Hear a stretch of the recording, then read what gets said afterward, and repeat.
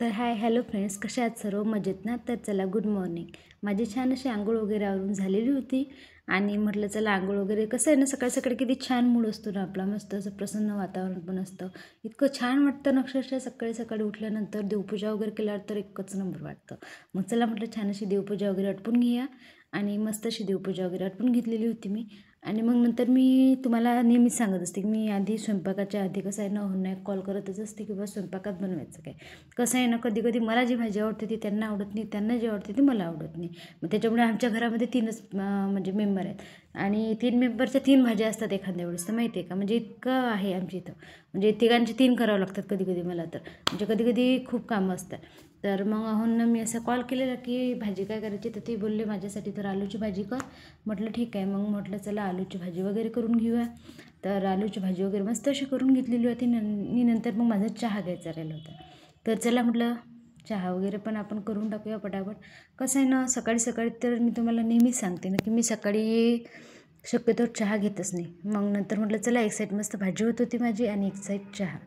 आणि आज काय झालं होतं माहिती आहे का, भाज्याची नाही म्हणजे घाई गडबडीत नाही का, सकाळी सकाळी कपाची दांडीच तुटून गेलेली होती. तर मग मम्मा काही ओरडल्या वगैरे नाही मला, कबरी मस्त असं. मग चला म्हटलं तुम्हाला दाखवून देऊया. आणि मस्त माझा चहा वगैरे इकडे झालेला होता तयार.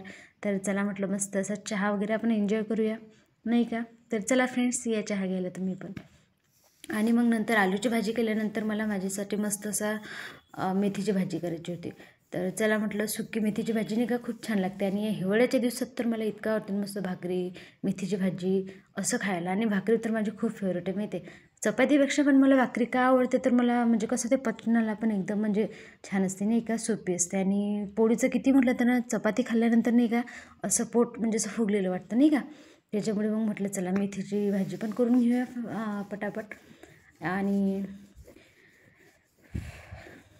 इतकं बोलावं लागते ना या यूट्यूबवर, म्हणजे कसं आहे ना, आपलं दम येतं बोलून नाही का. तर चला म्हटलं मस्त अशी छान मस्त भाजी वगैरे करून घेऊया. आणि आज काय झालं होतं ना, मी तुम्हाला नेहमीच सांगत असते नाही का की मम्मा सकाळीच म्हणजे शेतात जातात आणि मी ना होच घरी असतं दोघं. आणि नंतर हो पण 8 वाजता निघून जातात. मग काय मी एकटीच असते, मला खूप बोर होते एकटीला. पण मग कसं आहे म्हटलं चला, बोर झाल्यापेक्षा नाही का काहीतरी आपलं असं नाही का, म्हणजे अशी आठवण राहते नाही का. अशी व्हिडिओ बनवले होते आपण, असे व्हिडिओ करत होतो म्हातारे वगैरे झाल्यानंतर.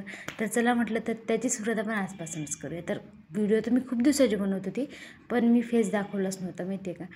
पण आता म्हटलं चला पूर्णच व्हिडिओ आता आपण स्टार्ट करूया करायला नाही का. आणि माहिती आहे का, जेव्हा आपण असं काही करतो ना वेगळं, तर असं खूप छान वाटतं की चला बाबा आपल्याला पण येते, आपण पण हे करू शकतो. कसं आधी आपला कॉन्फिडन्स खूप कमी असतो की नाही आपण हे करू शकत नाही, हे असं होईल का, लोक असे म्हणतील. लोकांचा विचार करायचा नसतो. कसं आहे ना, जे आपल्याला योग्य वाटते ना, फक्त तेवढंच की जे योग्य आहे तेच करायचं. त्याच्यामुळे लोकांचा विचार करून कधीच काही करायचं नसतं माहिती आहे का. मस्त आपल्याला वाटतं ना यूट्यूब सुरू करायचं तर करायचं.